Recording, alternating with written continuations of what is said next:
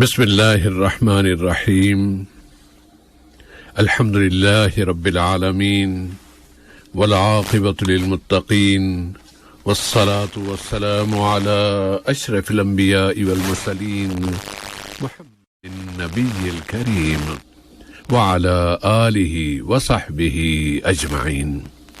Urdu radio से programme नूरे इस्लाम सुनने वालों की खिदमत में मोहतरम मौलाना अब्दुल बासित अल उमरी और सैफुर रहमान की जानिब से अस्सलामु अलैकुम व रहमतुल्लाहि व बरकातुहू। सामीन, प्रोग्राम के मामूल के मुताबिक पहले हिस्से में टेलीफोन के जरिए आप सामीन के सवालात वसूल किए जाएंगे, फिर दुआ के साथ SMS का सवाल और फिर जो आपके टेलीफोन के जरिए वसूल होने वाले सवालात के जवाबात का सिलसिला शुरू किया जाएगा। हमारा टेलीफोन नंबर है 44344377 और SMS के लिए नंबर है 92080। आज के प्रोग्राम की पहली कॉल अब हम रिसीव करते हैं। अस्सलाम वालेकुम। जी वालेकुम सलाम। सैफुररहमान भाई, मैं मोहम्मद फिरोज अली। फिरोज भाई, खुशामदीद। बहुत शुक्रिया। और मेरा सवाल था कुर्बानी के हवाले से जी कि हम लोग इंडिया में रहते हैं तो आपको पता है मोहल्ले में गांव में सब गैर मुस्लिम भी होते हैं जी, तो सभी से प्यार मोहब्बत है, पड़ोसी भी, अखलाक भी है जी। तो पूछना ये था कि क्या हम उनको कुर्बानी के गोश्त तकसीम कर सकते हैं?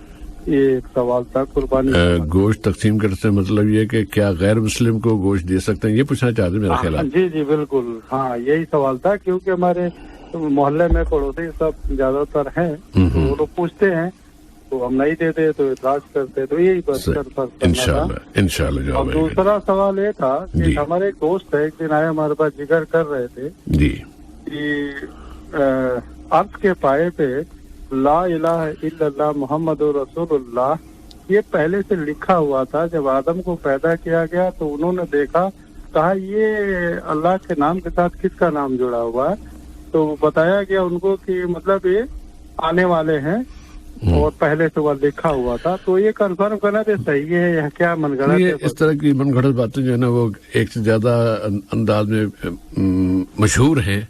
इसकी हकीकत कुछ भी नहीं है, बिल्कुल बेकार बात है, गलत बात है। थोड़ा सा लेकिन मौलाना इसको जवाब देंगे। मैं तो सिर्फ आपके इत्मीनान के लिए कि परेशान ना हो, ये बिल्कुल गलत बात है, झूठ है, अल्लाह के रसूल के सल्लल्लाहु अलैहि वसल्लम की तरफ मंसूब किया गया है, इसकी कोई हकीकत नहीं है और मजीद तफसील मौलाना के जवाब में आ जाएगी। बहुत शुक्रिया, बहुत शुक्रिया आपका भाई।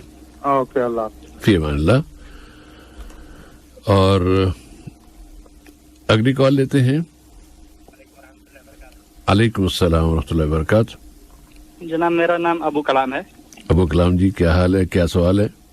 अल्हम्दुलिल्लाह। सर, सवाल मेरा ये है, मैं एक दिन नमाज पढ़ रहा था, ईसा के बाद वितर पढ़ते हैं, 3 रकात वितर पढ़ रहा था तो 2 रकात पढ़ लिया, बाद में आगे सफ खाली हुआ तो एक रकात जो बचा आगे सफ में खसक के पढ़ा ताकि पीछे जाने के लिए सब रास्ता क्लियर हो जाए, तो ऐसा कोई हर्ज नहीं है? इंशाल्लाह कोई हर्ज नहीं है और मौलाना की तरफ से आ जाएगा जवाब। और कोई सवाल है भाई? नहीं जी, शुक्रिया। अस्सलाम वालेकुम रहमतुल्लाहि व बरकातुहू। वालेकुम अस्सलाम व रहमतुल्लाहि व बरकातुहू। और भाई को खुदावत कह के अगली कॉल लेते हैं। अस्सलाम वालेकुम। अस्सलाम वालेकुम भाई। हेलो, अस्सलाम वालेकुम। वालेकुम अस्सलाम व रहमतुल्लाहि व बरकातुहू। जी, मेरा नाम जवाद है। जवाद भाई, और मेरा सवाल ये है कि अगर तहज्जुद के लिए हम उठें पर टाइम ना मिले और फजर की अजान हो गए तो फिर कुछ मसला होगा, मतलब कैसे कवर कर सकते हैं? उसका एक बहुत आसान हल तो ये है कि आप इशा की नमाज के बाद फारिग होकर 2 रकात पढ़ लें और फजर से पहले उठ गए, पढ़ लिया, तहज्जुद पढ़ लिया, वरना आपको तहज्जुद का सवाब मिल जाएगा। ये तो एक शॉर्टकट बता जी। वितर के लिए? जी, वितर के लिए। हाँ, वितर के लिए चलिए मौलाना उसके भी जवाब दे देंगे ताकि हमारी बात लंबी ना हो।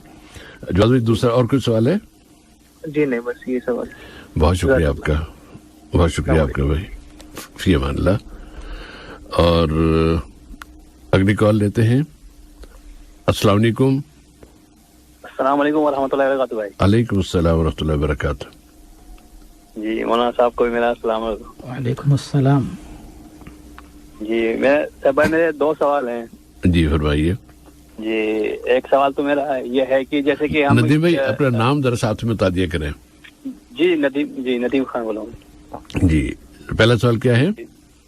جی پہلا سوال میرا یہ ہے کہ جیسے کہ ہم کسی کو اپنی زندگی کے بعد کوئی بول دیتے ہیں کہ مجھے اپنے ڈونیٹ کرنا ہے اپنا آرگن، کوئی بھی آنکھ ہے، کڈنی ہے، کچھ بھی. اچھا.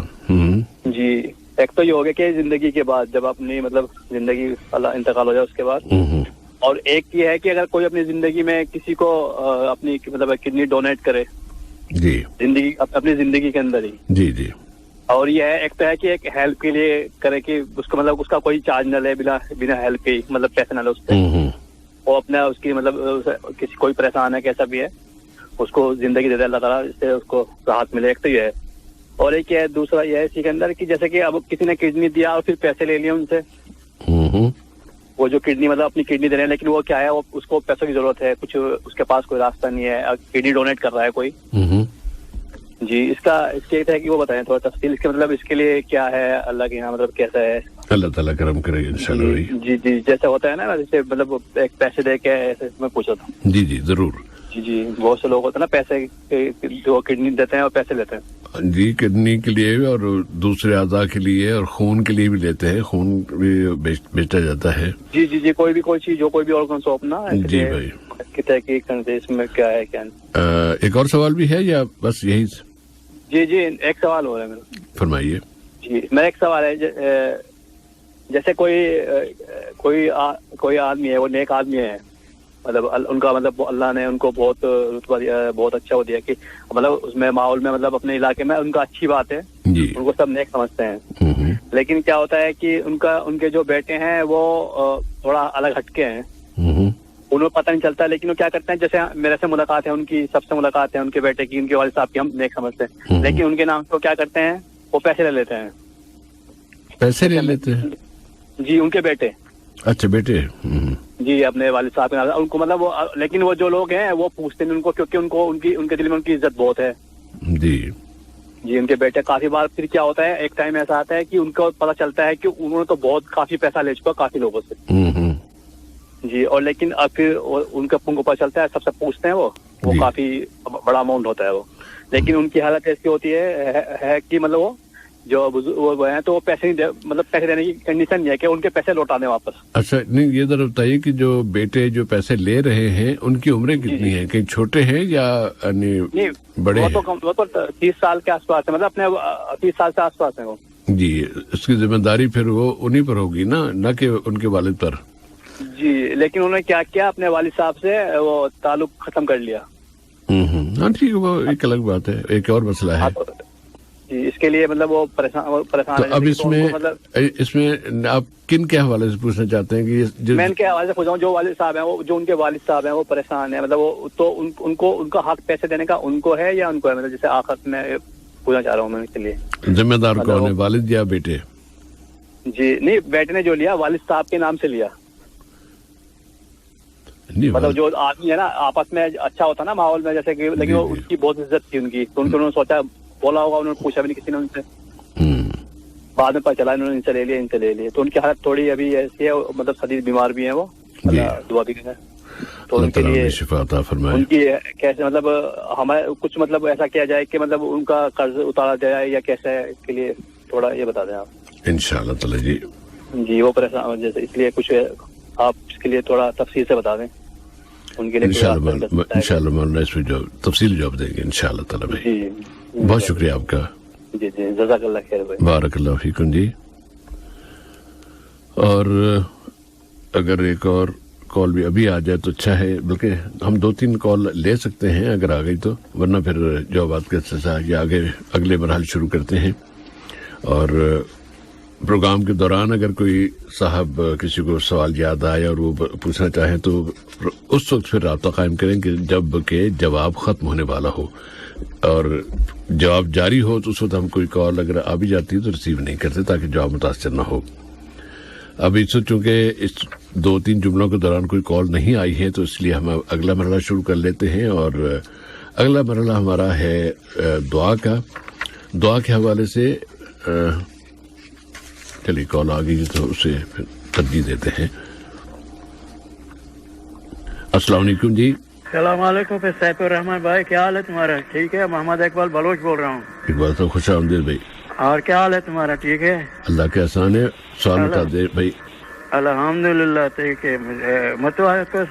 ہمارا جو معاملہ ہے تھوڑا ہے, یعنی رمضان میں عید کا 3 دن بچ گیا, ہمارا 4,000 روپیہ یہ چوری کیا, لے کے گیا ادھر, یہ سفیان کا ہمارا. اور دوسرا ابھی یہ دوسرا جمعہ ہے ہمارا 3,500 چوری کیا. یہ تو اس کا بچوں کا واسطے حلال ہے یا حرام ہے, اس کا اللہ تعالیٰ پوچھے گا قبر میں یا دنیا میں, اس کا مولتوا کو پوچھو. ٹھیک ہے. نہیں, جو چور ہے وہ اس کے لیے کیسے حلال ہو سکتا ہے؟ اس کی تو سوال ہی پیدا نہیں ہوتا نا کہ چوری بھی کیا اور پھر اس پہ حلال ہو جائے. نہیں ہم بولا اس کا واسطے حرام ہے نا, اس کا بچہ پوچھے گا لازم, لیکن ہم متوا کو پوچھے گا, یعنی یہ اس کا اللہ تعالیٰ اس کا پوچھے گا, یہ عذاب دے گا نا. یہی بات ہے نا. دیکھیے, ہم کسی کے عذاب کے بارے میں یقین سے نہیں کہہ سکتے کہ کس کو عذاب ملے گا, کس کو. یہ تو ایک تھوڑا سا ایک سائڈ پہ رکھے, لیکن ہر جرم اور ہر ظلم کا حساب اللہ تعالیٰ ضرور لے گا. آخر میں اختیار اس کا ہے. ہو سکتا ہے کہ اس میں کوئی اور پہلو بھی نکلا ہے, کوئی اور پوائنٹ نکلا ہے. تو انصاف کا جو تقاضا ہے وہ سارے تقاضے اللہ تعالیٰ پورے کرتا ہے. اللہ تعالیٰ کسی پہ ظلم نہیں کرتا. اور انسانی جو حقوق ہیں, آپ کے حق ہے, آپ کے پیسے چوری ہوئے ہیں, جس نے چوری کی ہے وہ اس کی ذمہ دار ہے, اور اللہ تعالیٰ اس کو پوچھے گا اور اس کو آپ کو لے کے دے گا. اگر آپ کو صرف اتنے ہی پیسے چاہیے جتنے چوری ہوئے ہیں تو وہ آپ کو مل جائیں گے آخرت میں. لیکن اگر آپ کو اس سے بھی زیادہ چاہیے تو پھر اللہ تعالیٰ یہ دعا کر سکتے ہیں کہ یا اللہ, میں اس کو معاف کرتا ہوں, میں تجھ سے لینا چاہتا ہوں. تیرے پاس جو خزانہ ہے نا, میں وہ اس کے پاس تو کچھ بھی نہیں, اس نے یہ پیسے چوری کی, 3,000 4,000 چوری کیا, مجھے 4,000 نہیں چاہیے, مجھے زیادہ چاہیے, اور وہ تیرے پاس ہے. مجھے اس لیے جو زیادہ ہے مجھے وہ اس کے لیے تو مجھے عطا فرما دینا. جی, یہ اس کا معاف نہیں کرے گا کبھی. ہمارا زندگی اس کو برباد کیا, یہ بنگالیوں نے, معلوم نے, ہندیوں نے. اسی طرح کسی کے اوپر الزام نہ لگائیے اگر آپ کو پتہ نہیں ہے تو. کسی فرد, کسی جنس, کسی شہریت کو اس طرح بدنام نہ کیجیے بھائی. بدنام ہے, ملائکت نہیں لے کے جائے گا, وہ انسان ادھر کا لے کے جائے گا, آنکھیں نہیں دیکھا بس آدمی لے کے جائے گا, ملائکت نہیں لے کے جائے گا نا. ملائکت کدھر لے کے جائے گا؟ اب بھائی میں یہ عرض کر رہا ہوں کہ کسی بھی جرم کے حوالے سے کسی شخص کو ایسے ہی الزام نہ لگائیے. آپ نے فلاں قومیت اور فلاں شہریت کے اس طرح لگائیں, یہ غلط بات ہے. یہ آپ پھنس جائیں گے, قیامت کے روز آپ پھنس جائیں گے. جی بہت شکریہ اقبال بھائی. فی امان اللہ. اور اگلی کال اگر آ جائے تو ٹھیک ہے, ورنہ پھر دعا کی طرف آ جاتے ہیں. سامعین, آپ کو یاد ہوگا کہ چند ہفتے پہلے ہم نے ایک دعا گوش گزار کی تھی. بہت چھوٹی سی تھی لیکن اس کی بہت جامعیت ہے. اس سے متعلقہ, اس سے ملتی جلتی اور دعائیں بھی ہیں. تو ہم نے اسی سلسلے میں ایک دعا آپ کو اور بتائی تھی کہ, اور پہلی دعا اگر اس کو یاد کر لیں, آسان ہے, چھوٹی ہے اور اجر بہت زیادہ ہے. اللہم انی اعوذ بک من الکفر والفقر وعذاب القبر. 3 چیزیں ہیں جن سے اللہ تعالیٰ کی پناہ طلب کی گئی ہے. ان 3 چیزوں سے, کفر سے, فقر غربت سے, اور قبر کے عذاب سے. اللہم انی اعوذ بک من الکفر والفقر وعذاب القبر. اس کے بعد ہم نے گزشتہ ہفتے اس سے ملتی جلتی ایک اور دعا کا آغاز کیا تھا, اور وہ ہے اللہم انی اعوذ بک من الفقر والقلۃ والذلہ. یہ الفاظ ہم نے کل صرف اس حد تک پیش کیے تھے, اور جو پوری دعا ہے وہ اس طرح ہے, اللہم انی اعوذ بک من الفقر والقلۃ والذلۃ واعوذ بک من ان اظلم او اظلم. یہ جو دوسرا حصہ ہے نا, وَأَعُوذُ بِكَ مِنْ أَنْ أَظْلِمَ أَوْ أُظْلَمَ, کچھ روایتوں میں ان کے بغیر بھی ہے. اعوذ بک من ان اظلم او اظلم کے بجائے وہ کچھ لوگ من اظلم او اظلم اس طرح بھی پڑھ دیتے ہیں, لیکن جو حدیث کے الفاظ ہیں وہ اس طرح ہیں, اعوذ بک من ان اظلم او اظلم, کہ میں تیری پناہ چاہتا ہوں. پہلی 3 چیزیں کیا ہیں؟ غربت, فقر و فاقہ جس کو ہم کہتے ہیں, قلہ یعنی کہ کمی سے, رزق کی کمی، عبادت کی کمی، نیکی کی کمی، اولاد کی کمی، جتنی بھی کمیاں ہو سکتی ہیں وہ سب اس میں آ جاتی ہیں. پھر ذلت اور رسوائی، وہ ہر طرح کی، اس میں کئی اس کی شکلیں ہیں اور کئی اس کے میدان ہیں.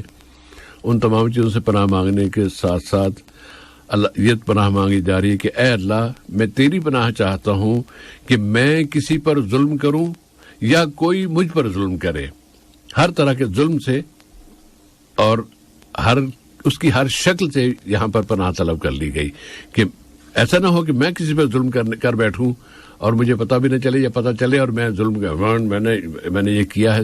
میں اللہ اس سے بھی تیری پناہ مانگتا ہوں، اور اس بات سے بھی میں تیری پناہ مانگتا ہوں کہ کوئی جو اٹھے وہ مجھ پر ظلم کر دے رہا ہو، کبھی اس کی طرف سے ظلم کر دیا جائے، کبھی اس کی طرف سے، کبھی حکمران کی طرف سے، کبھی انچارج کی طرف سے، کبھی فلاں، کبھی پڑوسی کی طرف سے، کبھی جو بھی ہے. تو کسی بھی شکل میں جو ظلم ہے اس سے اللہ تعالیٰ کی پناہ طلب کرنے کے لیے یہ دعا ہے کہ اللہم انی اعوذ بک من الفقر والقلۃ والذلۃ واعوذ بک من ان اظلم او اظلم.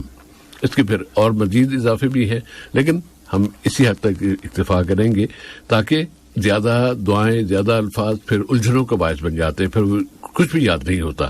اگر آپ کو یہ مشکل لگ رہی ہے تو پہلا حصہ تو ضرور یاد کر لیجئے، اللہم انی اعوذ بک من الکفر والفقر وعذاب القبر، اور اس کے بعد اگر یہ بھی یاد ہو جائے تو بہت اچھی بات ہے. مولانا اس پہ کچھ اظہار خیال فرمائیے گا. السلام علیکم ورحمۃ اللہ وبرکاتہ. علیکم السلام ورحمۃ اللہ وبرکاتہ. الحمد للہ رب العالمین والصلاة والسلام على عبده ورسوله نبینا محمد وعلى آلہ واصحابہ اجمعین، اما بعد. بسم اللہ الرحمن الرحیم. یہ صاحب ہے ماشاء اللہ بہت بڑی بات ہے کہ ظلم جو ہے بہت بڑا گناہ کبیرہ ہے، اور ظلم کے جو اقسام ہیں، ایک تو ظلم ہے شرک، سب سے بڑا ظلم. دوسرا ظلم ہے انسان اپنے اوپر ظلم کرے یعنی گناہ کے کام کرے. تیسرا ظلم کسی کے حقوق میں حق تلفی کرے. یہ سب ظلم کہلاتے ہیں. تو ایک بندہ جو ہے ظلم کے انجام تک پہنچنے سے اپنے آپ کو بچانے سے پہلے، اپنے آپ کو بچانے کے لیے اللہ تعالیٰ کے دربار میں گزارش کر رہا ہے کہ ظلم کے انجام تک نہ پہنچ پاؤں، ظلم کی سزا سے اپنے آپ کو بچاؤں، نہ ظالم بنوں نہ مظلوم بنوں. تو یہ دعا اللہ کے دربار میں کی جا رہی ہے.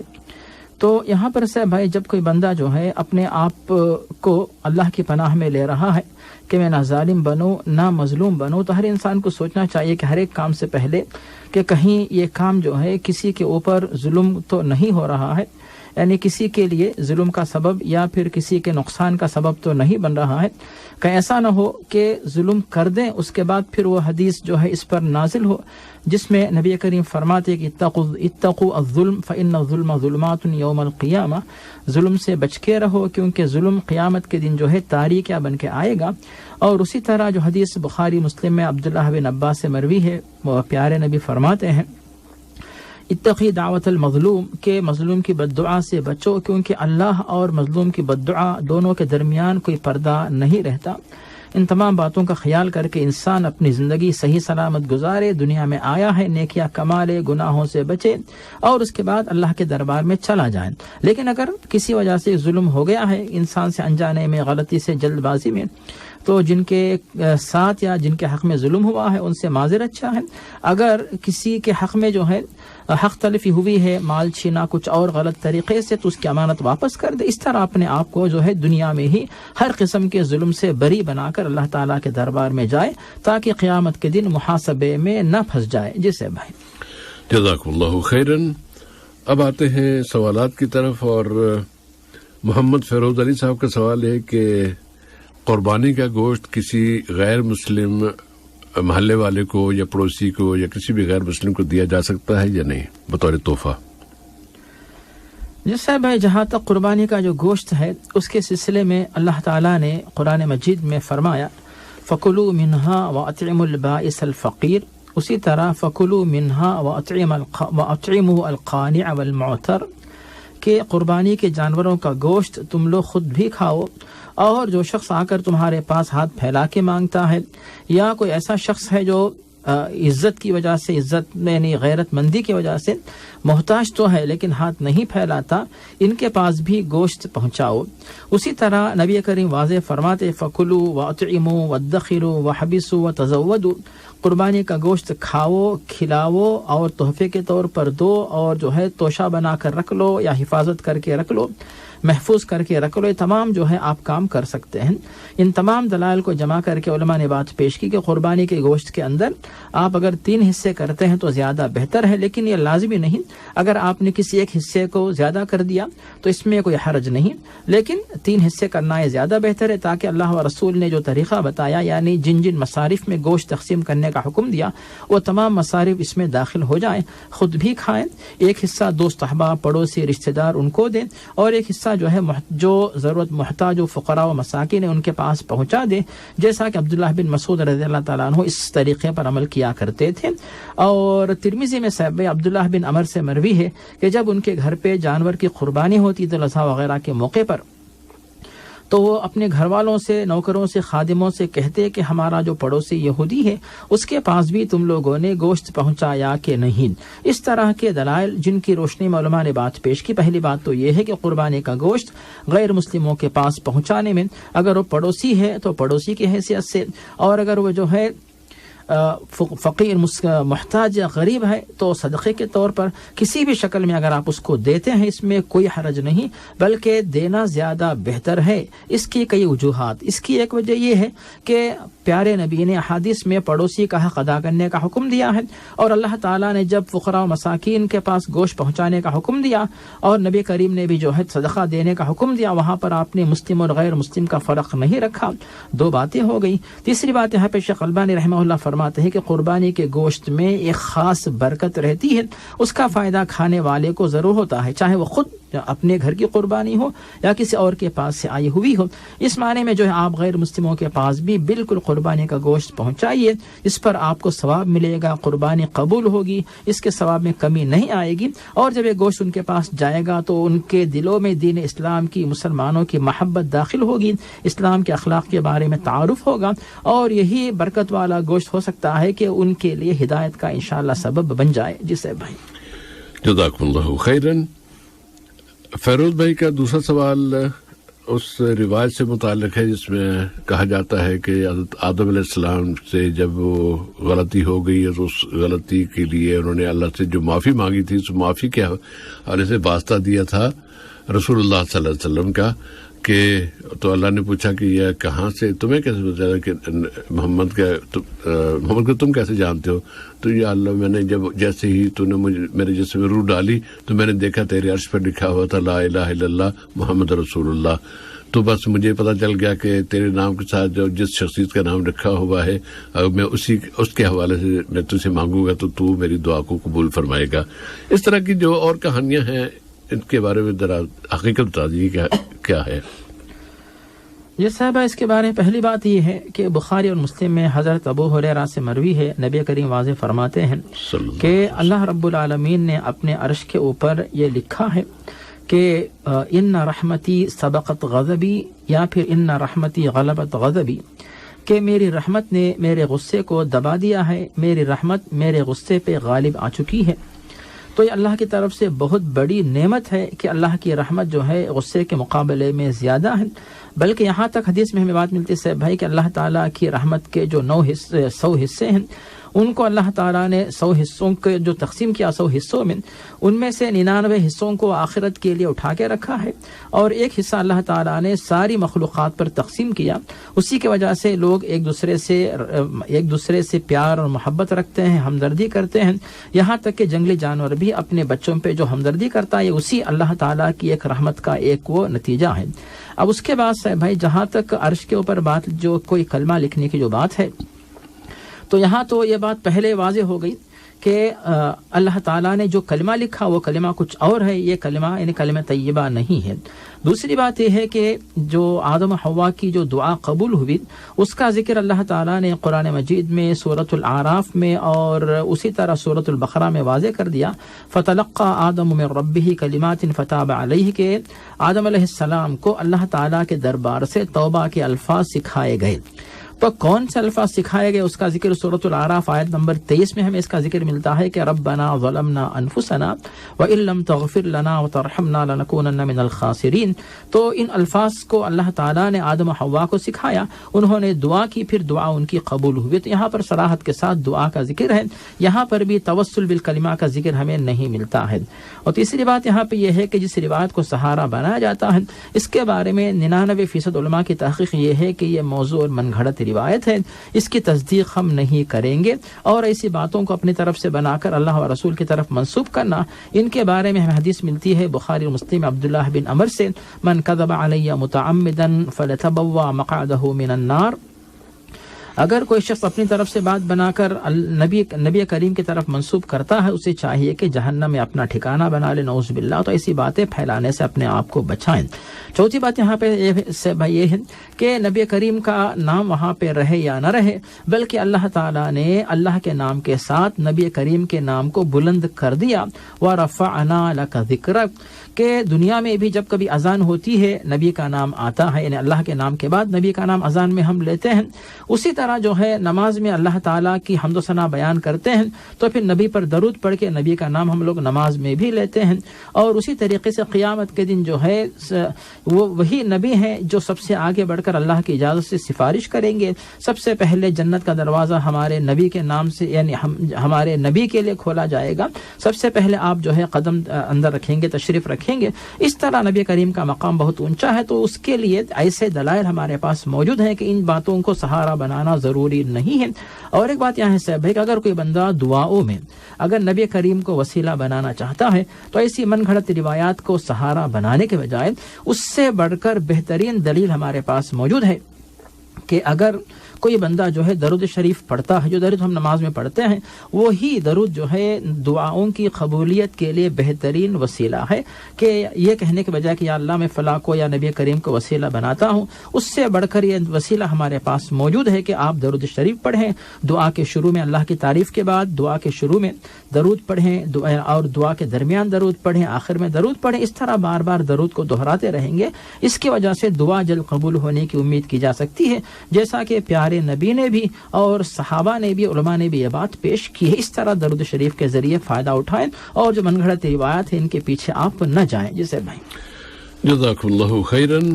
ابو کلام صاحب فرماتے ہیں کہ نماز وطر پڑھ رہے تھے, 2 رکعت پڑھ چکے تھے, تو کسی مجبوری سے دوسروں کو راستہ دینے کے لیے جو مسجد سے نکلنا چاہتے تھے یا گزرنا چاہتے تھے, ان کو راستہ دینے کے لیے اگلی صف میں بڑھ کر چلے گئے اور تیسری رکعت انہوں نے وہاں پر ادا کی.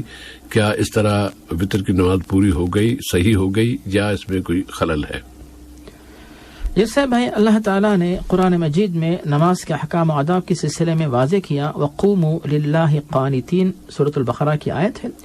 تو یہاں پر اللہ تعالیٰ نے قوموا للہ قانتین, خشوع و خضوع کے ساتھ اللہ تعالیٰ کے دربار میں کھڑے رہو. تو نماز کی حالت میں ایسی کوئی حرکت کرنا جو نماز کے احکام کے خلاف ہو, اس کی وجہ سے جو ہے نماز باطل ہو جاتی ہے.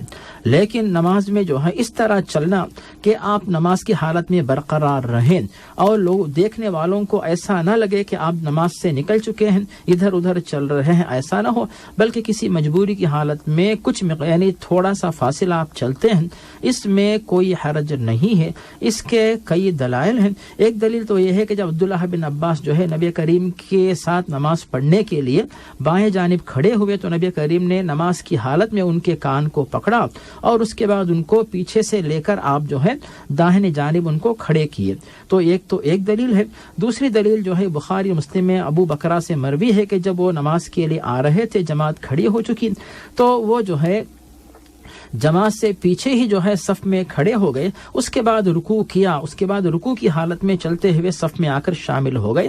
تو اس طرح کے دلائل ہیں. اور مستد احمد کی ایک روایت ہے جس میں یہ بات وارد ہے کہ ایک دفعہ نبی کریم وطر کی نماز پڑھ رہے تھے, بلکہ تہجد کی نماز یا رات کی نماز, تو اس وقت عائشہ صدیقہ باہر سے تشریف لے آئیں اور دروازہ بند تھا، نبی کریم جو ہے آگے بڑھ کر دروازہ کھولتے ہیں۔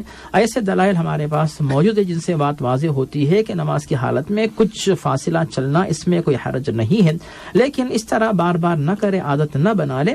آپ کو پہلے سے اندازہ ہے کہ آپ جو ہے لوگوں کے راستے میں کھڑے ہو رہے ہیں، اس کے بجائے آپ تھوڑی دیر اور مزید جو ہے رک جاتے، ذکر و اذکار کرتے، دعا کر لیتے، اس کے بعد آگے بڑھتے، تاکہ جو کام آپ نے نماز کی حالت میں کیا وہ کام آپ جو ہے نماز آغاز سے ہی کر لیتے، اچھا ہوتا، تاکہ یہ جو الجھن آپ کو ہو رہی ہے ایسی الجھن نہ ہونے پائے۔ لیکن موصوف نے جو کچھ کیا اس میں نماز انشاءاللہ صحیح ہوگی، اس میں کوئی حرج نہیں ہے۔ جیسے بھائی جزاکم اللہ خیر۔ مولانا آپ نے جتنے دلائل دیے ماشاءاللہ بہت مضبوط ہیں۔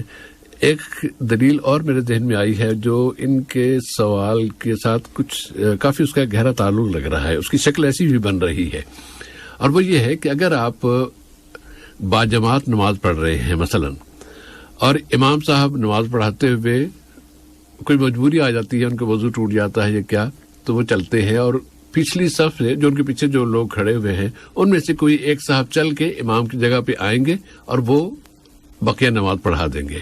اب یہ جو اتنا ہی فاصلہ طے کرنا ہے، اس شخص نے مقتدی نے فاصلہ طے کیا ہے جو امام کی جگہ پر پہنچا ہے، جتنا آپ اگلے اپنی صف سے نکلے اور اگلی صف میں آپ جا کے کھڑے ہو گئے اور وہاں آپ نے وتر پڑھ لیے، تو جب امام صاحب نئے امام کی یا مقتدی کی بحیثیت امام ان کی نماز جائز ہے، تو آپ کی نماز بھی جائز صحیح پوری صحیح ہے، اس میں کوئی خطرے والی بات نہیں ہے، کوئی مذاکرہ نہیں ہے۔ جی صاحب بھائی آپ نے بہت بڑی بات بتائی، اور اس موقع پر وہ اہم دلیل بھی یاد آ رہی صاحب بھائی جو بخاری میں مروی ہے کہ جب عمر بن خطاب پر جب ایک شخص نے مجوسی غلام نے حملہ کر دیا، پیٹ کو زخمی کر دیا، تو عبد الرحمن ابن عوف کو انہوں نے آگے بڑھایا، جو کہ عمر بن خطاب کے پیچھے پہلے صف میں موجود تھے، ان کو آگے بڑھایا اور وہ جو ہے پیچھے ہٹ گئے، اور تو عبد الرحمن بن عوف نے جو 3 قدم آگے بڑھ کر نماز پڑھائی، تو بالکل وہ دلیل آپ جو پیش کر رہے ہیں کہ امام صاحب کے ساتھ کچھ معاملہ پیش آ گیا تو مقتدی آگے بڑھ کر جو یعنی 3-4 قدم آگے بڑھ کر امام بن کر نماز پڑھا سکتے ہیں، تو اس میں امام صاحب جب حرکت کر سکتے ہیں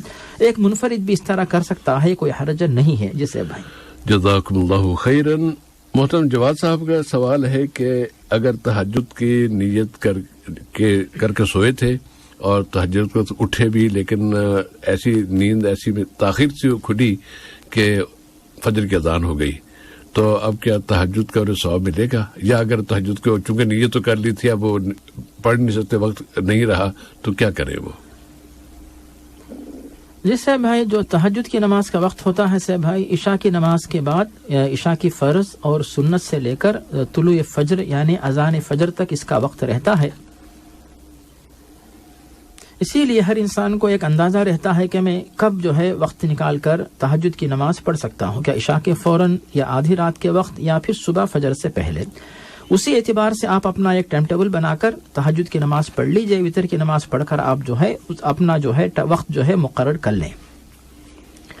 اب یہاں پر بات آتی ہے صاحب ہے کہ کوئی بندہ، جیسے آپ نے بتایا کہ اگر کوئی بندہ عشاء کی نماز کے بعد بھی جو ہے تہجد کی نیت سے نفل نماز پڑھ کے سوتا ہے اور اٹھ نہیں سکتا ہے، ایسے لوگ جو ہے جو اٹھ نہیں سکتے سوچ کر اس نیت سے پڑھ لیتے ہیں، تو پھر ان کو بھی تہجد کے برابر ثواب ملتا ہے، یہ بھی ایک طریقہ ہے۔ اور دوسرا طریقہ جو موصوف کہتے ہیں کہ ہر دن یا بلکہ جن کا ارادہ ہوا کہ پھر جو ہے فجر سے پہلے تہجد پڑھیں گے، اٹھنے تک فجر کی اذان ہو گئی، تو فجر کی اذان کے بعد تہجد کی یعنی تہجد تو نہیں پڑھ سکتے، لیکن وتر کی نماز کی قضا ہو سکتی ہے کہ نہیں۔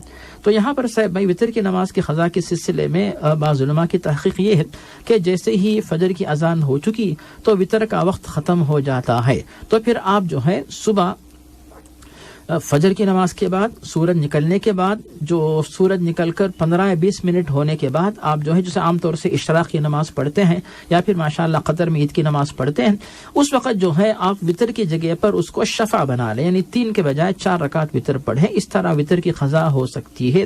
یہ بعض علماء کی تحقیق ہے، لیکن دوسری طرف جو ہے امام ابن تیمیہ اور شیخ البانی رحمہم اللہ ان کی تحقیق یہ ہے، نسائی میں حضرت ابو سعید خدری سے جو احادیث مروی ہیں کہ پیارے نبی کا ارشاد ہے اگر تم میں سے کوئی بندہ وتر کو بھول جائے یا چھوٹ جائے تو جیسے ہی صبح ہو جائے تو پھر اس نماز کو پڑھ لے، یعنی صبح ہونے کا مطلب اذان فجر ہو گئی۔ ان علماء کی تحقیق یہ ہے کہ فجر کی اذان کے بعد بھی اقامت سے پہلے وقت نکال کر، کیونکہ تقریباً 15-20 منٹ کم از کم 25 یا 20 منٹ کا وقت مل جاتا ہے، تو آپ جو ہے وطر کی نماز کی قضا کر سکتے ہیں. اس طرح آپ وطر کی نماز پڑھ لیں یعنی اذان کے بعد بھی, اس میں کوئی حرج نہیں ہے. اور سب جہاں تک جو تہجد کی نماز کی قضا کا معاملہ ہے, اس کا ذکر ہمیں ملتا ہے کہ پیارے نبی جو فتح مکہ کے موقع پر آپ کی رات کے تہجد کی نماز چھوٹ گئی تو آپ نے ضحیٰ چاشت کی نماز کے وقت جو ہے 12 رکعت کی نماز آپ نے ادا کی. اس طرح اگر رات میں تہجد کی نماز پڑھنے کا موقع کسی وجہ سے نہیں ملا تو آپ چاشت کی نماز کے وقت بھی اس کی قضا کر سکتے ہیں. اس طرح اس میں سہولت اور گنجائش ہے, لیکن ہمیشہ آپ اس کو عادت نہ بنا لیں کہ رات میں چھوٹ گئی دن میں پڑھ رہے ہیں. تو اگر آپ تہجد رات میں پڑھتے ہیں تو رات میں اس کی پابندی کریں, عادت ڈال لیں تاکہ جو افضل وقت ہے اس کا ثواب آپ کو زیادہ مل جائے. جی صاحب بھائی. جزاک اللہ خیرن. ندیم خان صاحب اعضاء کی ڈونیشن سے متعلق سوال پوچھ رہے ہیں اور کہتے ہیں کہ اگر کسی فرد نے کسی دوسرے فرد کو ایک کڈنی دے دی, عطیہ کر دی, اور وہ اس نے اللہ تعالیٰ کی رضا کے لیے ہی دی ہے, لیکن دینے کے بعد کچھ عرصے کے بعد کسی مجبوری سے اس نے اس شخص سے کچھ پیسے لے لیے, اس کی ضرورت پڑ گئی تھی, چاہے وہ قرض کے طور پر مانگے یا اس نے ویسے مانگ لیے, اب پیسے لے لینے سے کہیں وہ گناہگار تو نہیں ہو جائیں گے؟ یہ صاحب بھائی جہاں تک جو اپنے جو آرگنز جو ہوتے ہیں جسمانی اعضاء ان کو ڈونیٹ کرنے کے سلسلے میں ایک تو ہوتا ہے خون کا عطیہ, پھر اعضاء کا عطیہ. اگر کوئی بندہ اپنے اعضاء کو اپنی وفات کے بعد جو ہے عطیہ کے طور پہ دینے کے لیے وعدہ کرتا ہے, معاہدہ کرتا ہے, اس کی پابندی کرے گا. اور اگر کوئی شخص جو ہے اپنی زندگی ہی میں کوئی ایسا حصہ دے دیتا ہے تو اس کے بارے میں بعض علماء کی تحقیق یہ ہے کہ اس طرح نہ کرے, کیونکہ وہ اس کی ملکیت نہیں بلکہ اللہ کی طرف سے ایک امانت ہے. دیگر علماء کی تحقیق یہ ہے کہ اگر کسی کے پاس جو ہے 2 جیسے کڈنیز جو ہے جو گردے 2 ہیں, ان میں سے ایک کی وجہ سے جو ہے ڈاکٹر سے فیصلہ کرے کہ انشاءاللہ ایک جو گردہ ہے آپ کا اچھی طرح کام کر رہا ہے, اور اگر آپ دوسرا گردہ نکال کے کسی کو دے دیں گے تو اس پر آپ کے لیے جان کا کوئی خطرہ نہیں ہے, کیونکہ اللہ تعالیٰ نے قرآن میں بتا دیا وَلَا تُلْقُوا بِأَيْدِيكُمْ إِلَى التَّهْلُكَةِ, اپنے آپ کو تباہی میں نہ ڈال لو. تو اس کو ڈاکٹرز کی طرف سے تیقن دلایا جاتا ہے کہ آپ کے لیے کوئی خطرہ نہیں ہے. تو ایسا شخص کسی اور کی جان بچانے کے لیے کوئی جو ہے عطیہ دیتا ہے, اس میں کوئی حرج نہیں ہے, لیکن اپنے اعضاء کو نہ بیچے. اور اگر وہ یعنی عطیہ کے طور پر مفت دیتا ہے اس پر انشاءاللہ کسی کی جان بچانے کا ثواب اس کو حاصل ہوگا. اور دوسری بات یہاں صاحب کہ بعض ایسے بھی ہوتے ہیں جو کہ عطیہ دینے والے نہیں ملتے اور سیم جو ہے بلڈ گروپ نہیں ملتا ہے, یا پھر کسی کی کڈنی کسی کے ساتھ سیٹ نہیں ہوتی ہے. یہاں پر ایک بات صاحب ایک بات یاد آ رہی, ایک دفعہ ہم لوگ ہاسپٹل میں گئے تھے تو ایک ایسا منظر دیکھنے کے لیے ملا کہ جو ہے حمد ہاسپٹل ہی میں کہ ایک ہی روم میں 2 خواتین جو ہے وہ دونوں لیٹی ہیں. یعنی ہم باہر سے جو ہے پتا چل رہا ہے کہ ایک ماں ہے اور ایک بیٹی ہے. تو بیٹی کے گردے چونکہ فیل ہو چکے تھے تو ماں نے اپنا ایک گردہ بیٹی کو دیا ہوا تھا, اور جب گردے کو لگایا گیا تو اس کے بعد جب گردہ جوڑنے کے بعد جو درد ہوتا ہے, بے شک سرجری کا درد تو بہت ہوتا ہے, تو بیٹی چلا کے جو ہے رو رہی تھی. تو بہرحال میں یہ بتانا چاہ رہا تھا کہ اس طرح کوئی کسی کو عطیہ کے طور پہ دیتا ہے, کسی کی جان بچتی ہے, اس میں کوئی حرج نہیں ہے بلکہ اس میں ثواب ہے. لیکن علماء نے جو ہے بیچنے سے منع کیا کہ بیچنے کی اجازت نہیں ہے. لیکن اگر کسی کو یہ ایسا کوئی عضو نہیں ملتا ہے, آرگن نہیں ملتا ہے یعنی جسمانی حصہ, اب مجبوری ہے خریدنے والا مال دے کر خریدتا, یہ اس کی مجبوری ہے. لیکن بیچنے والا اب اس کیا مسلم ہے, غیر مسلم ہے, محتاج ہے, فقیر ہے, غریب ہے, اس کو تو ہم نہیں جانتے. تو اس کو تو اللہ تعالیٰ بہتر جانتا ہے کہ وہ بندہ رقم یا پیسے کیوں لے رہا ہے, اس کے معاملے کو اللہ کے حوالے کرے. وہ بندہ تجارت کی نیت سے کرتا ہے تو پھر وہ اللہ سے معافی مانگے, لیکن محتاج ہو کر اس طرح کر رہا ہے تو اس کی مجبوری کو اللہ تعالیٰ جانتا ہے, وہ معاملہ اللہ کے اس کے درمیان رہے گا. تو اس معاملے میں ہم کچھ فیصلہ نہیں کرتے, لیکن اگر کسی نے اس طرح کیا ہے تو ہم یہ کہیں گے کہ اگر آپ اس کی مدد کرنا چاہتے ہیں, کر سکتے تو بالکل اس کی مدد کیجیے آپ, کہ اس نے اتنی بڑی آپ کی مدد کی ہے, وہ آپ کو آپ سے پیسے لینا نہیں چاہتا, لیکن آپ اپنی خوشی سے, چونکہ آپ کی جان بچی ہے اور آپ زندہ رہ کر آپ کے بال بچوں کے درمیان مزید کئی سال خوشی سے گزار رہے ہیں اور ماشاءاللہ حلال کمائی کمانے کے قابل ہیں, تو آپ اگر تحفے کے طور پر کچھ رقم اس کو دیتے ہو مانگے بغیر اپنی طرف سے خوشی سے آپ دیتے ہیں تو پھر یہ تو اچھی بات, اس میں برائی تو کچھ بھی نہیں ہے. کیونکہ جب نبی کریم فرمایا اگر تمہارے ساتھ کسی نے احسان کیا ہے تو تم جو ہے جزاک اللہ خیرن کہہ کر کم از کم جو اس کا بدلہ چکاؤ, تو آپ جو ہے اپنے پاس حیثیت ہے, سہولت ہے, اس کی مدد آپ کیجئے. اگر وہ لینا چاہتا ہے تو ٹھیک ہے, نہیں لینا چاہتا ہے تو پھر وہ اگر صدقہ لینا چاہے, مدد لینا چاہے تو پھر وہ کس مقصد سے لے رہا ہے اس کو تو اللہ تعالیٰ بہتر جانتا ہے, اس کے اور اللہ کے درمیان معاملہ رہے گا. جیسے بھائی جزاک اللہ خیرن. اور ویسے ماننا جب ان سوال کچھ یہ پہلو بھی تھا جو مجھے یوں محسوس ہوا کہ ڈونیشن دینے والے نے اللہ کے لیے دی, بعد میں مجبور ہو گیا, مجبوراً اس نے جس فرد کو وہ کڈنی ڈونیٹ کی تھی یا جو آرگن ڈونیٹ کیا تھا اس سے اس نے پیسے لے لیے. اس پیسے پہ ڈر رہا ہے کہ اب میں نے تو اس کو یہ دیا ہوا ہے تو اس طرح کے احسان کا بدلہ احسان ہو گیا, تو پھر یہ تو مجھے کہیں اللہ تعالیٰ پکڑ نہ لے. تو بھائی بہت واضح بات ہے کہ جس وقت انہوں نے ڈونیٹ کیا تھا اللہ کے لیے کیا تھا, اللہ تعالیٰ کو اس بات کا علم ہے, اور آپ کی مجبوری سے آپ سے بھی زیادہ یا اس شخص سے بھی زیادہ اللہ تعالیٰ واقف ہے. اس مجبوری کو ایسا نہیں ہو سکتا کہ انسان نے مجبوری کوئی کام کیا اور اللہ تعالیٰ کو پتہ نہ ہو اور اللہ تعالیٰ اس کے کہے گا تو نے پیسے کے لیے لاؤ تھپڑ. نہیں, اس طرح کے خیالات نہیں آنے چاہیے کبھی بھی. ایسا ہوگا ہی نہیں کہ اللہ تعالیٰ اس طرح کے کوئی ظلم کر بیٹھے. جی صاحب بھائی. ندیم بھائی دوسرا سوال یہ کہ اور وہ سامعین یہاں پر اگر آپ اس جواب کے بعد ایک دو سوال کی بھی گنجائش موجود ہے, اگر آپ کسی کے ذہن میں کوئی سوال ہو تو وہ پوچھنا چاہے تو مولانا کہ اس سوال کے جواب کے بعد وہ رابطہ قائم کرتے ہوئے اپنا سوال پیش کر سکتا ہے. تو دوسرا سوال یہ تھا کہ ایک نیک آدمی ہے, اس کی اولاد ہے, اولاد بگڑی ہوئی ہے اور اس نے ابا جی کا نام لے کے لوگوں سے پیسے لیے ہوئے ہیں اور ابا جی کو پتہ نہیں ہے اور رقم زیادہ ہو گئی ہے, اور اس کے بعد پھر وہ بگڑی ہوئی اولاد اور والد صاحب سے قطع تعلق کر لیتی ہے, اور لوگ جنہوں نے پیسے دیے تھے چونکہ انہوں نے انہی کے نام سے ان کی نیک نامی کو پیش نظر رکھتے ہوئے دیے تھے پیسے, اور وہ پیسے کو مطالبہ کر رہے ہیں, ان کے پاس پیسے ہیں نہیں, کیا کیا جائے ایسی صورت میں؟ جی صاحب بھائی یہاں پر کئی باتیں ہیں. پہلی بات تو یہ ہے کہ اللہ تعالیٰ نے قرآن مجید میں کئی دفعہ اس بات کا اعادہ کیا ہے, ذکر فرمایا ہے کہ لا تزر وازرۃ وزر اخری, کہ ایک شخص کی ذمہ داری کسی اور کے اوپر عائد نہیں ہوتی, ایک شخص کا بوجھ دوسرا شخص نہیں اٹھائے گا. یہ ہو گئی پہلی بات. اور دوسری بات جو ہے, جن لوگوں نے مدد کی, پیسہ دیا, جو بھی کیا ہو, تو ان کو جو ہے معلوم یعنی ان کو سوچنا چاہیے کہ جن کو ہم پیسہ دے رہے ہیں وہ واپس دیں گے کہ نہیں, اور جن کو ہم نے دیا ہے انہی سے واپس لینا ہے. اب وہ جو بھی بچے ہیں ان کے والد صاحب کے پاس یہ حیثیت نہیں ہے تو پھر یہ مکلف نہیں, اور اللہ تعالیٰ بھی ان سے محاسبہ نہیں کرے گا. اور جہاں تک دنیا کے اندر بھی قانونی کارروائی بھی اگر آپ کریں گے, جو بھی کرنا چاہیں, تو وہ جو ہے ان بچوں کے والد سے تو مطالبہ نہیں کر سکتے کیونکہ انہوں نے بچوں کے والد سے تو نہیں لیا.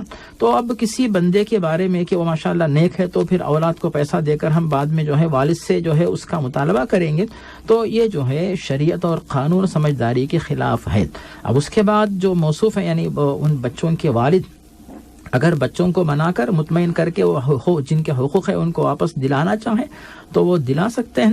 لیکن صاحب آپ فرما رہے تھے کہ وہ آپس میں قطع تعلق, ان کے آپس میں جو ہے تعلقات منقطع ہو چکے ہیں باپ اور اولاد کے درمیان, تو اب جو ہے جن لوگوں نے قرض دیا ہے اب وہی جا کر جو ہے مطالبہ کرے, جن کو دیا ہوا ہے تو ان سے مطالبہ کر کے جو طریقہ اپنا سکتے ہیں, سمجھا کر, منا کر, قانونی طریقہ جو بھی ہو سکتا ہے تو طریقے اپنا کر اپنا جو حق ہے وہ ان سے واپس لیں جن کو انہوں نے دیا ہوا ہے. اس میں اللہ تعالیٰ جو ہے ان بچوں کے والد سے بالکل جو ہے ان کا محاسبہ نہیں کرے گا اور ان کی پکڑ بالکل نہیں ہوگی. جسے بھائی انشاءاللہ تعالی ایک کال ہے. السلام علیکم. وعلیکم السلام ورحمۃ اللہ وبرکاتہ. جی بھائی کیا نام ہے؟ جی میرا نام شیخ صابر ہے. جی صابر بھائی کیا سوال ہے؟ جزاک اللہ خیر. اللہ سب کو سلامت رکھے میرا مالک. جو میں جب سے سن رہا تھا آپ کا پروگرام بہت ہی ایک دم دل کو بہت اچھا لگا. تو میرے سوال ایک چھوٹا سا سوال ہے کہ یہ تراویح کی جو نماز ہے, سوری تہجد کی جو نماز ہے, تہجد کی جو نماز ہے, اس کا وقت کہاں سے کہاں تک شروع ہوتا ہے؟ انشاءاللہ تعالی. اور کوئی سوال ہے بھائی؟ جی نہیں جی بس اتنا ہی سوال ہے. اور ہمارے جو مولوی صاحب مفتی صاحب جو بھی ہے ماشاءاللہ بہت اچھی طرح سے گائیڈ کر رہے, تو اس کی جو فضیلت ہیں وہ بھی اگر تھوڑا بتایا تو عوام کو انشاءاللہ بھائی آسانی ہوگی انشاءاللہ. بارک اللہ فیکم. بہت شکریہ آپ کا بھائی. فی امان اللہ. اور ایک اور کال بھی ہے. السلام علیکم. السلام علیکم ورحمۃ اللہ وبرکاتہ. وعلیکم السلام ورحمۃ اللہ وبرکاتہ. جی جناب میں ابھی کال کیا تھا ابو کلام ہوں میں. جی ابو کلام جی. جی سر میرا ایک سوال اور ہے, وہ ذہن میں آیا تھا اس ٹائم نہیں تھا. جی ضرور. یہ ہم لوگ نماز پڑھتے ہیں تو جیسے کوئی سورہ پڑھتے ہیں, اگر اس کو بھول جاتے ہیں بیچ میں تو اس کو پھر چھوڑ کے پھر سورہ اخلاص پڑھ کے نماز مکمل کرتے ہیں, تو اس میں سجدہ سہو نہیں کرتے ہیں. کوئی بولتے ہیں کہ سورہ اخلاص پڑھ لیے تو ہو گیا, ایسا نماز سجدہ سہو نہیں کرنا پڑے گا. جی انشاءاللہ تعالی جواب آئے گا. یہی. اور وہ وتر جو میں پوچھا تھا سوال سر, وہ میں آگے ہی سب میں تھا, وہ 2 رکعت پڑھ کے سلام پھیر کے پھر 1 رکعت اگلے سب میں کھسک کے پڑھا سکون سے لمبا سجدہ کرنے کے لیے, ایسا کیا؟ ہاں نہیں, اگر آپ نماز کے دوران اگر آپ 3 وتر اکٹھے پڑھ رہے ہوں تو بھی آپ آگے جا سکتے تھے, اور آپ نے تو 2 سلام بھیج دیا تھا پھر چلے گئے, تو اس میں تو کوئی مذاق اور بھی بالکل بھی نہیں ہے. جی سر اس میں تو کوئی مسئلہ بالکل بھی نہیں بھائی. بارک اللہ فیک. اللہ تعالیٰ خوشی و خضوع سے ہماری تمام نمازیں ہمیں پڑھنے کی توفیق عطا فرمائے, اور اللہ تعالیٰ قبول فرما لے. ابو کلام جی بہت شکریہ آپ کا.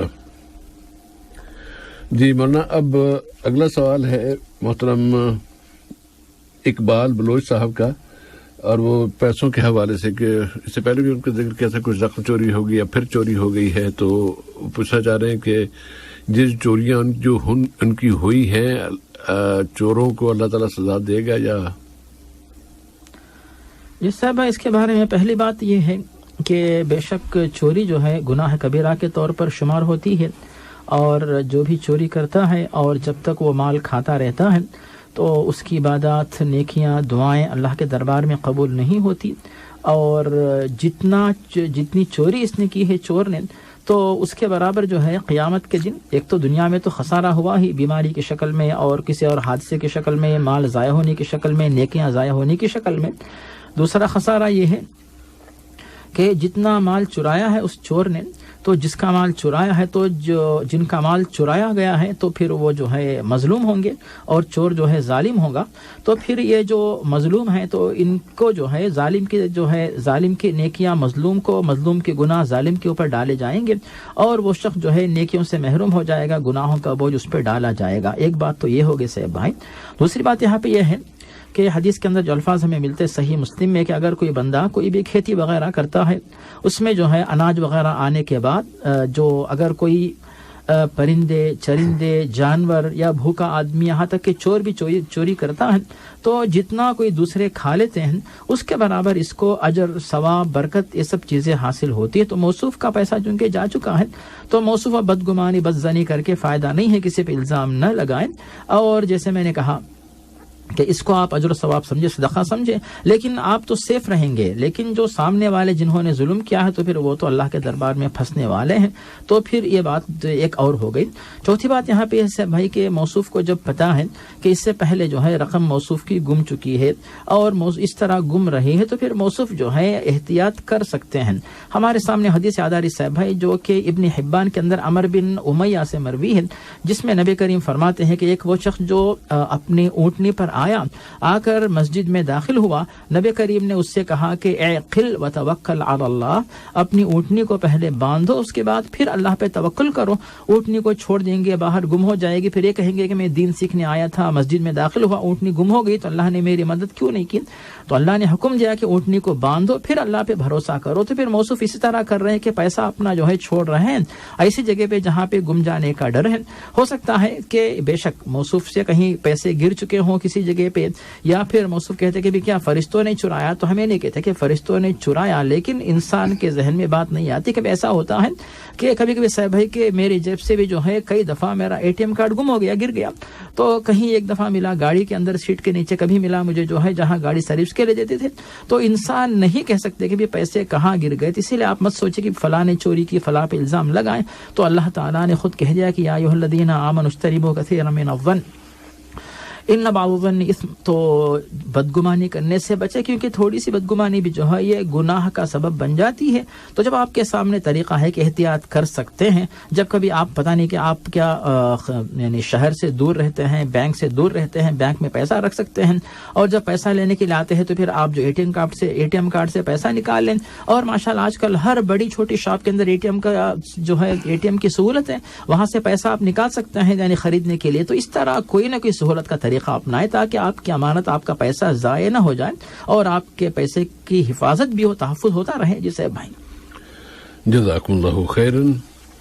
اقبال بھائی کے ساتھ ساتھ ہم اپنے تمام سامعین سے بھی یہ گزارش کرنا چاہیں گے کہ جو رقم ہمارے پاس بھی ہوتی ہے نا، وہ تھوڑی ہے زیادہ ہے، وہ بھی اللہ تعالیٰ کی ایک امانت ہے اور امانت کی حفاظت کی جانی چاہیے. ایک تو یہ کہ ہر ایک فرد کو آپ پیسے دل کے قریب ہوتے ہیں، ٹھیک ہے، اس کو ضرورت بھی ہوتی ہے، وہ ان کی حفاظت کرتا ہے، سبھی کرتے ہیں.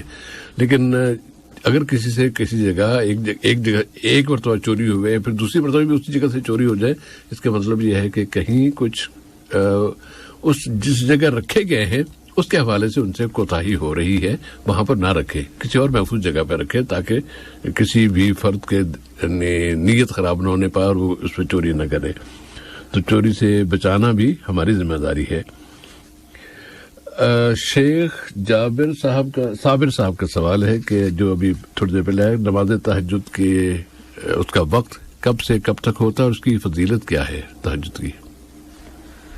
جی صاحب، اس کے بارے میں پہلی بات یہ ہے کہ اللہ تعالیٰ نے قرآن مجید سورۃ الاسراء یا سورۃ بنی اسرائیل کے اندر واضح کیا، ومن اللیل فتہجد بہ نافلۃ لک، کہ رات میں آپ تہجد کی نماز پڑھیں، جو کہ یہ نماز فرض نماز کے علاوہ ہوتی ہے.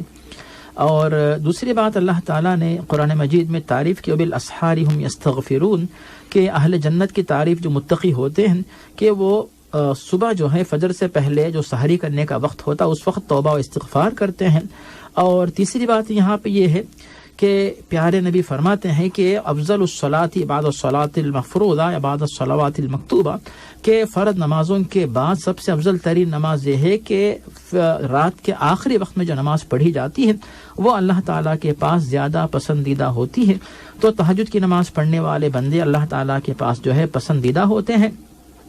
اور تہجد کی نماز چونکہ ایک ایسی نماز ہے جو کہ فرض کے علاوہ ہے، اس کے کئی فائدے ہیں. ایک فائدہ تو یہ ہے کہ اس کی وجہ سے انسان کے درجات بلند ہوتے ہیں، گناہوں کی بخشش ہوتی ہے، اللہ تعالیٰ دعاؤں کو قبول کرتا ہے، اپنی پناہ میں لیتا ہے. اور جو ہے اگر قیامت کے دن فرائض میں کچھ کوتاہی ہو تو ان نمازوں کے ذریعے، سنن و نوافل کے ذریعے اس کوتاہی کی تلافی کر دی جاتی. اس طرح بہت سارے فوائد جو ہے پائے جاتے ہیں. اور جہاں تک سے بھائی موصوف کا کہنا کہ وقت کب شروع ہوتا ہے، تو عشاء کے جو یعنی تہجد کی نماز کا وقت عشاء کی فرض و سنت کے بعد شروع ہوتا ہے. اور جو ہے آپ وتر کو روک کے رکھیں اور سنت کے بعد چاہے عشاء کے فوراً پڑھ لیں. اب ایک اندازے کے طور پہ آج کل عشاء کی اذان 5 پہ ہوتی ہے، تو آپ جو ہے تقریباً 8:15 بجے عشاء کی نماز ہوتی ہے.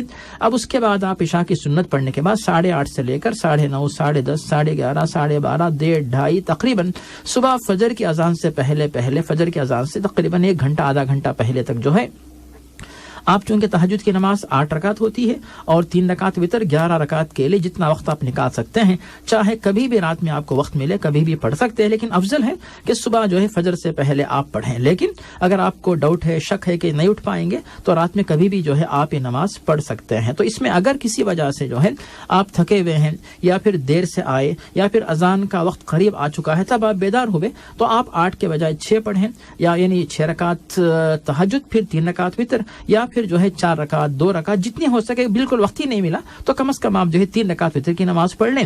اور اگر آپ جو ہے تہجد کی قضا کرنا بھی چاہتے ہیں تو صبح چاشت کی نماز کا جو وقت ہوتا ہے تو اس وقت آپ جو ہے جو تہجد کی نماز آپ کی چھوٹ گئی ہے وہ نماز جو ہے آپ نفل کی نیت سے پڑھ کر اس کی یعنی اس طرح آپ ثواب کما سکتے ہیں. جس سے بھائی جزاکم اللہ خیرن.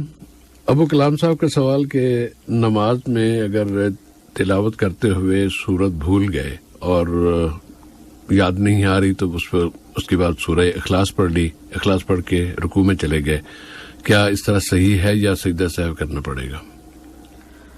جس صاحب یہاں پر اس بات کی وضاحت ہم کر سکتے ہیں، جو احادیث میں دلائل ہمیں ملتے ہیں ان کی روشنی میں، وہ یہ ہے صاحب بھائی کہ اگر نماز کی حالت میں چاہے وہ امام صاحب ہوں، تنہا نماز پڑھ رہے ہوں، کوئی بھی ہو، ایسی صورت میں اگر کسی بھی صورت میں یا کسی بھی رکعت میں جو ہے تلاوت کے دوران کچھ یعنی بھول جائیں، ایسی صورت میں جو ہے آپ کے اوپر قطعاً سجد سہو لازمی نہیں ہوتا، کیونکہ نبی کریم کے دور میں بھی اس طرح کے واقعات پیش آئے.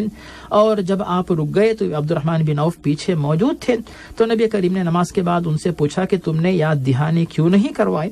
تو اس طرح کے واقعات پیش آئے، مگر کبھی بھی نبی کریم نے نہیں بتایا کہ اگر قرات میں اگر آپ بھول گئے ہوں، تلاوت میں بھول ہو گئی تو آپ کو سجدہ سہو کرنا ہے. قطعاً یہ بات وارد نہیں ہے. یہ ہوگی ایک بات سے بھائی. دوسری بات یہاں پہ یہ ہے کہ اگر آپ جو ہے تلاوت کے دوران بھول ہو گئی ہے، بھول گئے آپ مثال کے طور پر، تو آپ اس وقت دو آپ کام کر سکتے ہیں. ایک تو یہ کہ آپ جو ہے اسی وقت فوراً جو ہے رکوع کر لیں، بالکل جائز ہے، یا پھر وہاں پہ رک جائیں تو پھر بسم اللہ الرحمن الرحیم پڑھ کر کوئی بھی سورت آپ پڑھ لیں، چاہے جیسے سورۃ الاخلاص سب سے آسان ہے تو وہ آپ پڑھ لیتے ہیں، اس کے بعد رکوع کرتے ہیں، تو اس میں کوئی حرج نہیں ہے.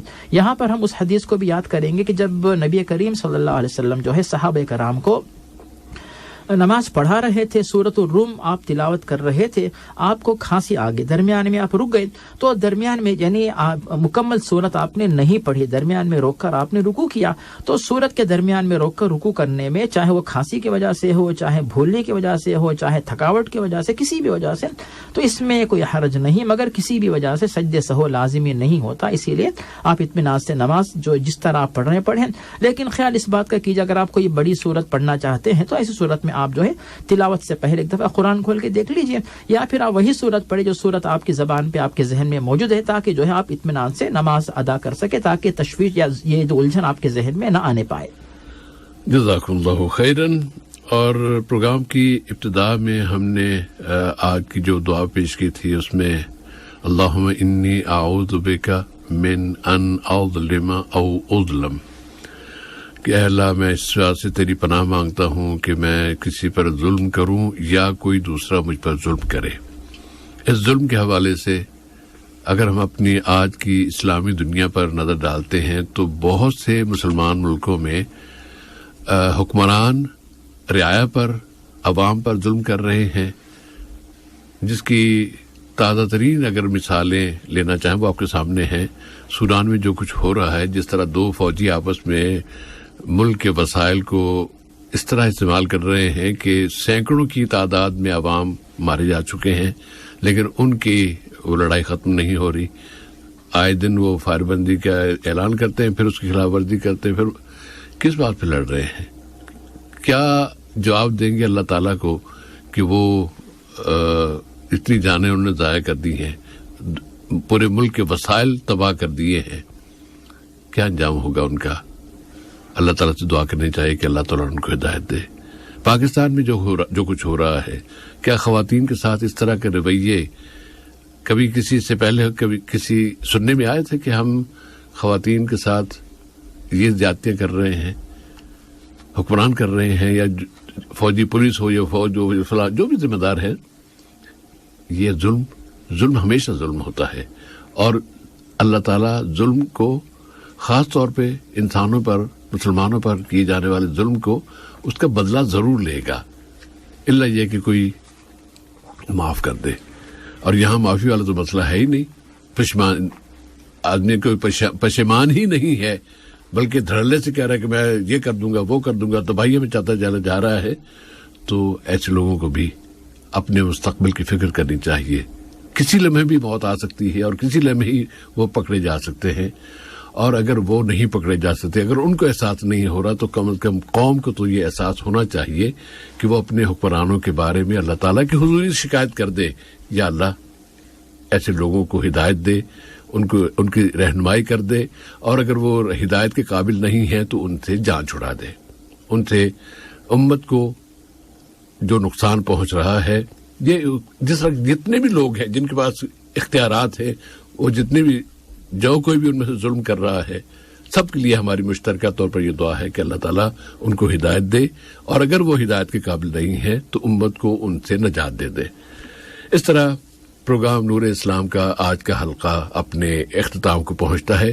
باذن اللہ تعالیٰ آئندہ جمعے کے روز رات 9 بجے اس پروگرام میں آپ سے پھر ملاقات ہوگی.